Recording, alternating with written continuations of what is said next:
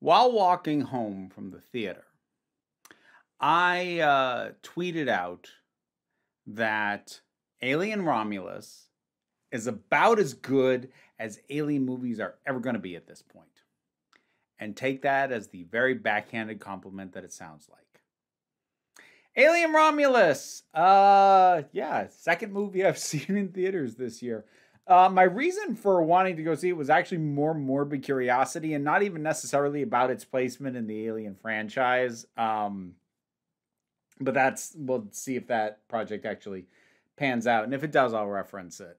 But I'll reference this movie rather. Anyways, so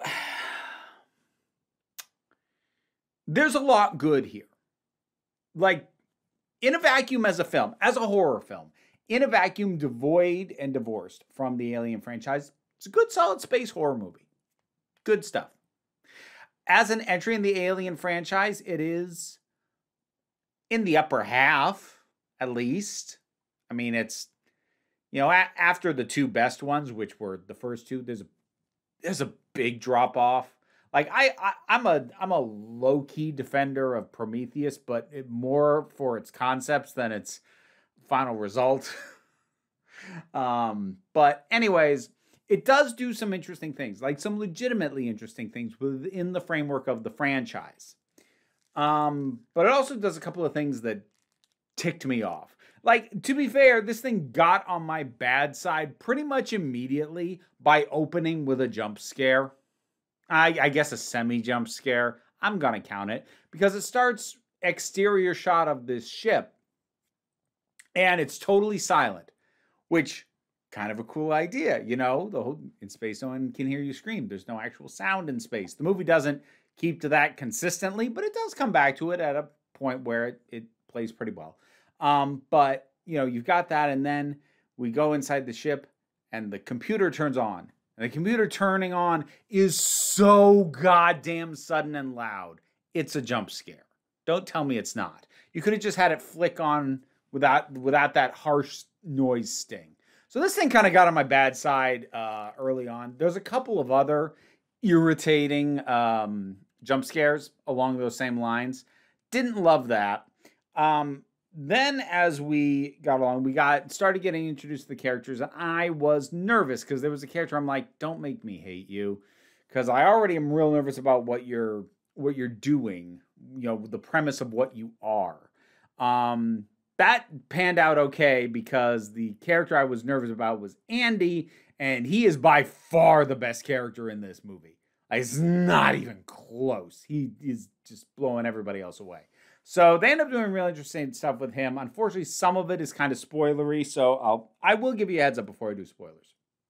But it introduces a number of kind of interesting ideas to established alien lore, both in terms of some entities' motivations and sort of adding a different angle without negating the ones we already knew.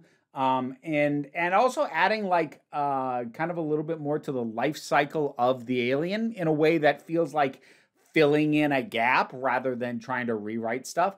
And it has some ties, some specific ties to existing films within the franchise that are mostly done well, except for one specific thing that isn't the fault of the reference, but I still hate anyways.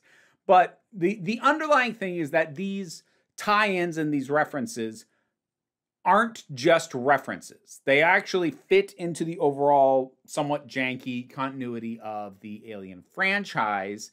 And more to the point, if you don't know specifically what they're referencing, they still work, which is really how more continuity nods should be done, as opposed to like pausing and holding for an applause, which unfortunately this does have one of those. But again, spoiler-ish. The tension is there. It is well filmed. I think the performances are decent. Props to going with effectively an all unknown cast, because that does kind of bring back in that thing from the very first film when none of those actors were really big names yet, where you couldn't just assume who was going to live based off who was the best known actor. well, there's your lead. There's your support. I mean, like they still establish who the protagonist is pretty quick, but overall, just the fact of casting people who I at least had never seen in anything else, I think that works in the movie's favor. I think that that it's well shot, that the effects are good. It is good. It is solid. But I kind of want to get into my complaints, and those are almost all spoilery. To be fair, some of my compliments are spoilery too, but we're going to do the demarcation right here. Right here. From here on, there be spoilers. So you've been warned. It is good. It's just, I really feel like there's a hard ceiling for how good an alien movie can be at this point. I mean that very legitimately. I just don't think that you can bring much new, like meaningfully new to the property, and all you can do is kind of mix and match the existing elements, which honestly, that's what this is doing by and large. And it's mixing and matching in a way that I did go, okay, but not enough that I'd like, ooh, I definitely want more now.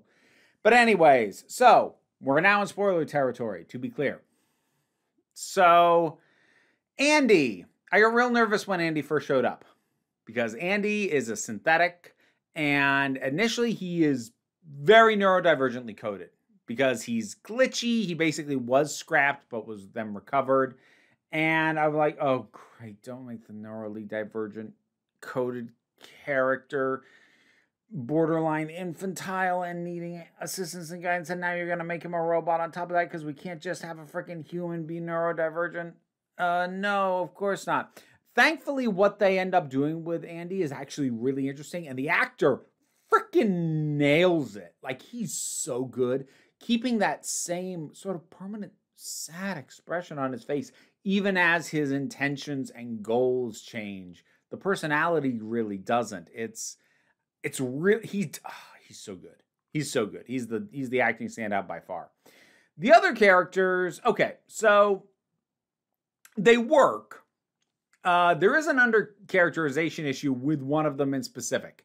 Because while I cannot remember the names of all these characters, I could sum them up for you pretty easily. We have our primary protagonist, who we get the clearest motivation on. Basically, every other character has her motivation too, to get off this mining planet and out from under the thumb of Weyland-Yutani. So we have protagonist lady, best friend glitchy android, leader guy, asshole, badass pilot, and pregnant. Like, seriously, tell me anything about the personality of the pregnant character, and I will be shocked that you remembered any of it. I guess I'm extra kind of annoyed at her inclusion because ultimately she was used to facilitate a completely unnecessary second climax after the movie had already had a pretty good and satisfying climax. It decided, well, that went so well, let's have seconds. And it's massive diminishing returns. And it was a bad idea. It was a bad idea. And it also feels like a waste because the ideas that are being hurriedly rushed through in the second climax really feel like the kind of stuff that should have been left for a sequel. Like, you could have spawned an entire second movie with the ideas that you just burned through for the sake of a different monster in a second climax.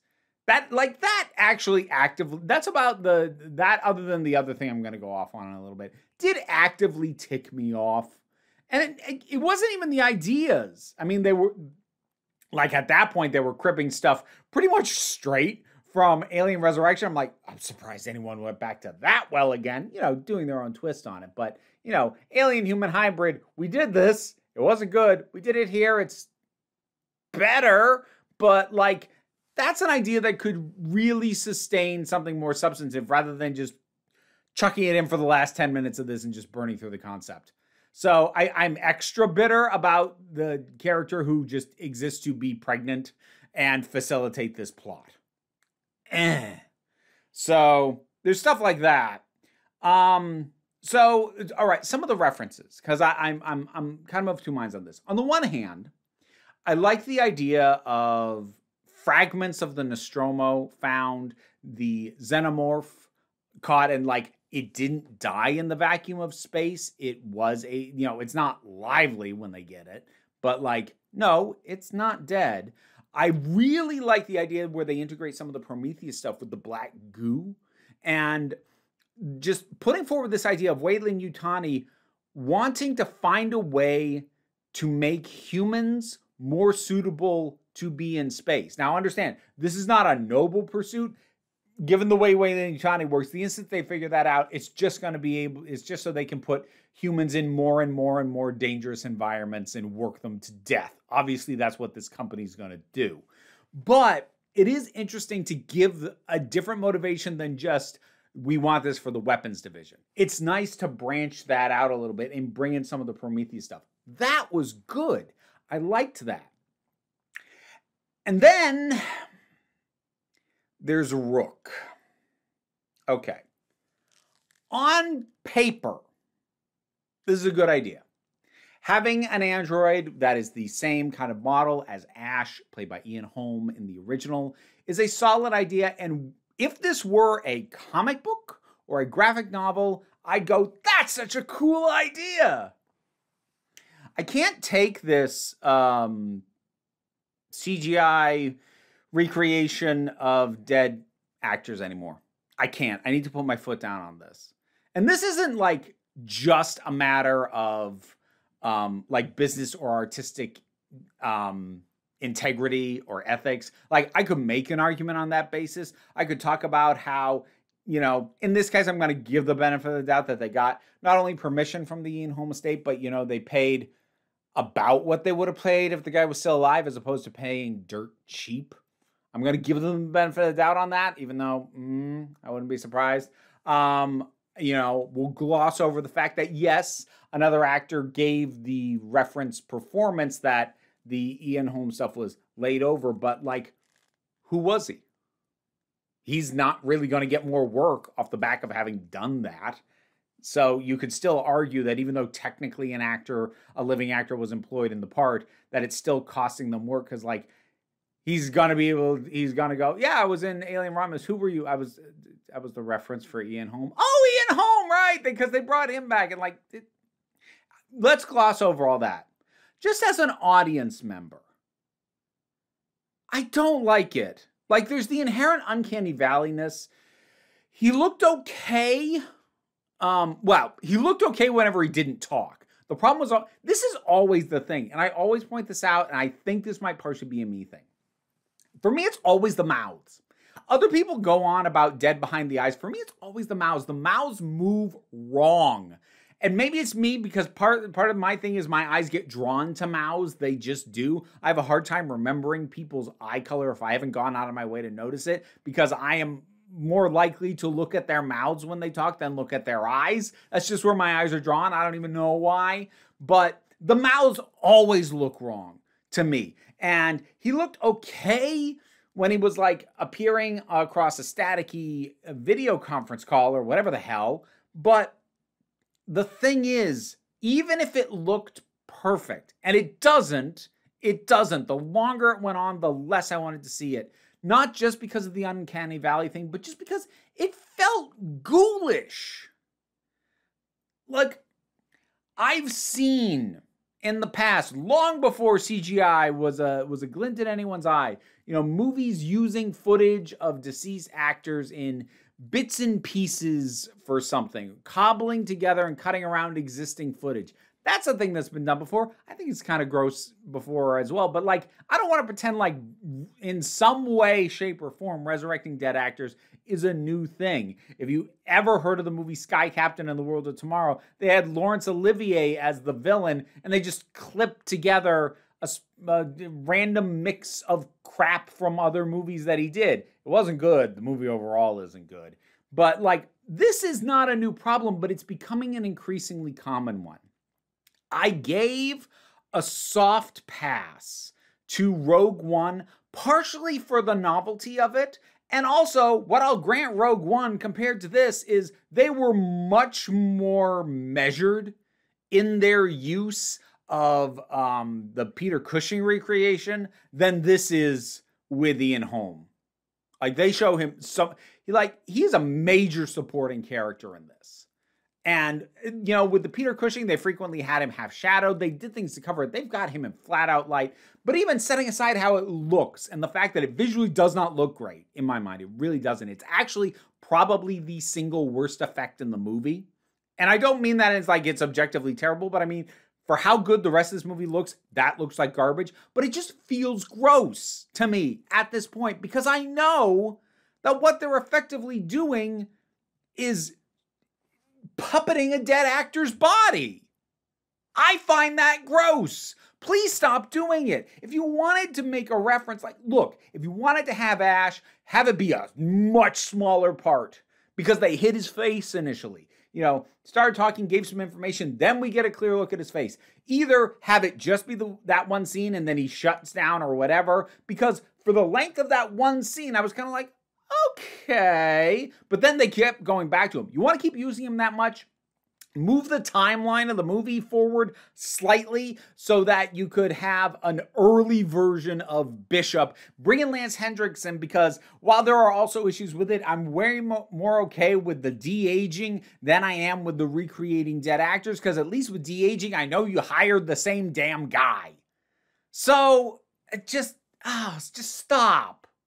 It's gross. Stop it. Please. But, again, on paper, in script form, in a medium other than movie or television, that's not a bad idea. It's a good idea. The reality of what they had to do to realize it, though, I didn't want it. Oh, the added bit of alien lore that they put in that I thought was quite interesting was basically a pupa stage. Between, because, you know, we've always had Facehugger, Chestburster, and then we've kind of skipped ahead to the big Xenomorph. But, like, we go from this thing to that thing? Well, now we get a sense of the middle stage where it's in a pupa. And, like, that feels like a good addition because it feels like filling in a gap as opposed to trying to add in extra stuff that wasn't there before. This just feels like plugging a hole with a bit of information. They also do some interesting stuff with some other things, like the acid blood is used really creatively here. That's a really good aspect to this thing. So that was another thing I really enjoyed and appreciated. The facehuggers were well done, but I would say overused. Like, I like what they did with them. I think they had them show up and stick around for longer than was necessary, and I'm not sure they benefited from how many of them there were. I actually think you got diminishing returns at a certain point. I would have cut the number of facehuggers at least in half. I don't think you needed that many. But the overall ideas of what they did with them definitely worked. So, yeah, it's just this mixed bag. The one callback that, on its own, I really didn't like is Andy shooting that last Xenomorph and saying, get away from her. And I was hoping they were going to leave it at that because there's this long pause. You bitch.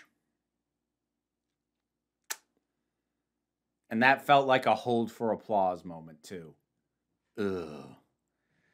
Like, that was the kind of thing the movie had resisted doing with all of its other connections to the other films, but then it had to do that. Yeah.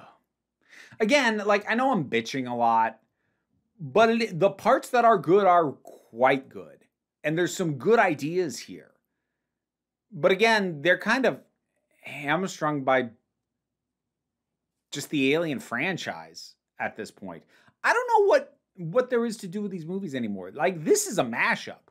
This is tonally a recreation of the first one, mixing in a couple of elements from Prometheus, and you know, a couple of continuity nods to various things, and like sort of thematically or conceptually pulling in some of the ideas from Alien Resurrection. So I'm like, it's just a mix and match at this point, which, like, I suppose that's better than, you know, going off the rails completely, and doing something that just doesn't make sense or doesn't fit this franchise. But, like, what are we doing?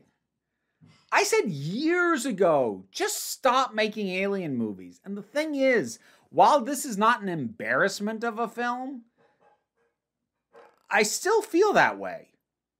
just stop. Like, they won't. It's a franchise. Of course they won't stop.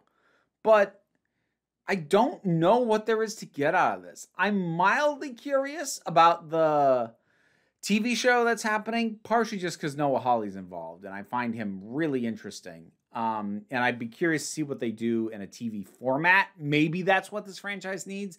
Get it out of films.